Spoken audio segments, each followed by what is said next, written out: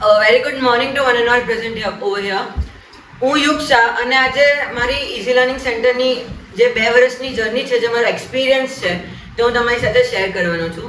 તો first of all તો હું જે દિવસે અહીંયા એડમિશન ટેસ્ટ આપવા આવેલો, મારું 8નું એન્ડિંગ જ હતું, મતલબ ફાઇનલ એક્ઝામ પહેલાં આવેલો ને તે દિવસે જ મેમ ક્લાસમાં આવેલા અને ત્યારથી જ from that point of time મારી મેમ સાથે આમ ડિફરન્ટ કનેક્શન છે, જે એમ વર્ડ્સમાં એક્સપ્રેસ નહીં થઈ.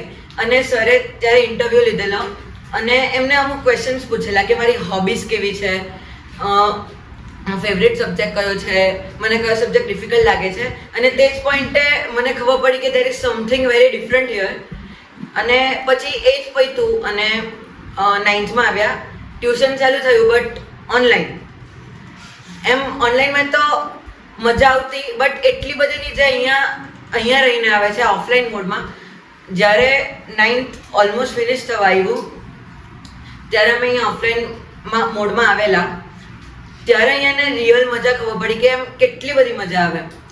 અને અહીંયા ભણવાનું તો હોય છે, બહુ મસ્ત હોય છે, બટ ભણવાની સાથે એટલી અલગ અલગ વસ્તુઓ છે ને. ફોર એક્ઝામ્પલ, સર તમને મેડિટેશન કરાવે અને મેડિટેશન અહીંયા પહેલાં મને ખબર નથી કે મેડિટેશન જેવું કંઈ હોય, બટ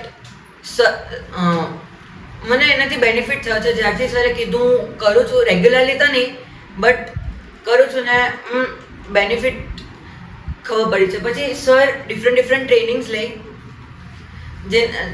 ટ્રેનિંગ્સ લે જેના કારણે એમ આગળ જતાં જ્યારે આપણે મોટા થઈએ અને કોર્પોરેટ વર્લ્ડમાં એન્ટર થઈએ ત્યારે ડિફરન્ટ સ્કિલ્સ છે, ડિફરન્ટ સ્કિલ્સ છે. ફોર એક્ઝામ્પલ કમ્યુનિકેશન થયું, લીડરશિપ થઈ, મેનેજમેન્ટ થઈ, તે અમારામાં અહીંયા જ ઇમ્પ્લિમેન્ટ કરી છે.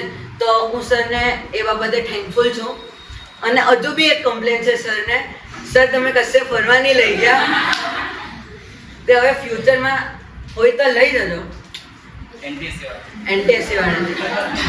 સો દેટ્સ ઓલ. અને એસ્પેશિયલી હું મેમને બહુ મિસ કરીશ. મેમ મળવા આવતા રહીશ તમને. Thank you.